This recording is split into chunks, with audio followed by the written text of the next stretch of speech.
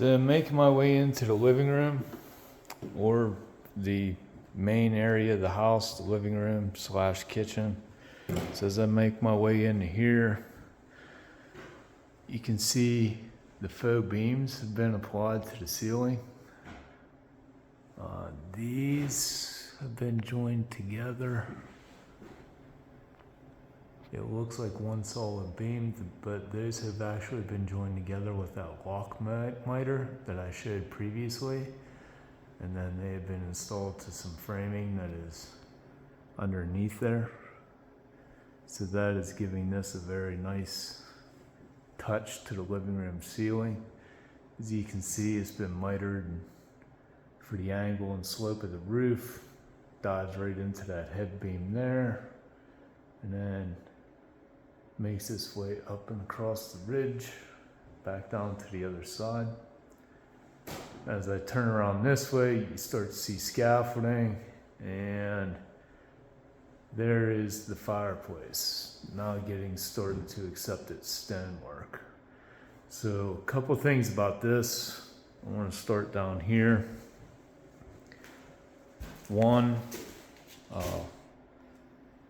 that first coat right there, we saw this previously, it just had OSB on it. That was then covered with the felt paper, the black felt paper that you can see down under here. So they covered that with felt paper. And then as I move in here, you can see this wire mesh right here. And you can actually see one of the roofing nails right there. So after the felt paper, all of this got attached with, all this wire mesh got attached with roofing nails right to it over top of the felt paper. That was then coated with masonry cement. And this is what we call our scratch coat. So all of that wire mesh was then coated with masonry mortar, and then they actually take what looks like a very small rake and they cut the lines into the mortar while it's still wet. What that does is that helps with adhesion as you are actually attaching the stone to the wall. So then, as I make my way back out of the scaffolding here,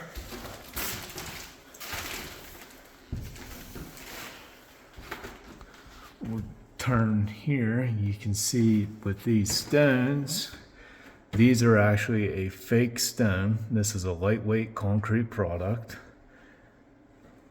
which, if I look at the back of one of these, you can see that is not stone. It is indeed concrete. There's a unfinished edge. And these are done in a mold. This is a corner piece here. So these will actually then have mortar applied to the back here, and then it'll get stuck and pressed to the wall. And this is what we call a dry stack look, because there is no mortar joint between the two stones. So the idea is for the mason to keep these stones as tightly as he can without any real big visible mortar joints between them. So, and I'm not going to unwrap this, but you can see the mantle here. They have it covered with this protective ram board coating here, but the mantle is again another concrete product. It is a fake piece of stone under here and a couple corbels to help hold that up. And then this will all get stoned around here. So what the mason chose to do here was to actually start at the mantle so that he could deal with just a full stone at the top of the mantle. And what that does for him is any cuts that he has as far as the height of the stone, those cuts will either occur way up high or way down at the floor.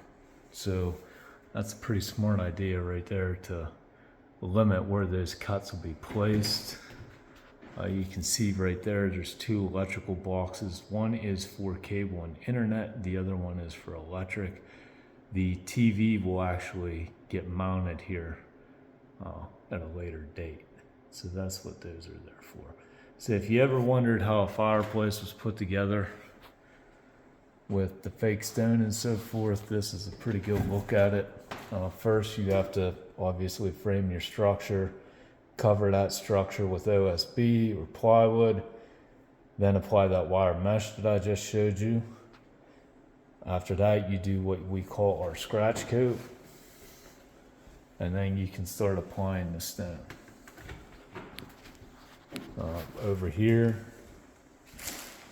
you can see there's boxes of stone laid out here. There's actually one of the sample boards that the customer chose from. And right here we have, this is a wet saw that they are cutting the stone with. The idea of the wet saw is if we add the water, it keeps the dust down. And again, work neat. Bucket right there. All the scraps go right into the bucket, sitting right next to the saw. Keeps everything nice and tidy.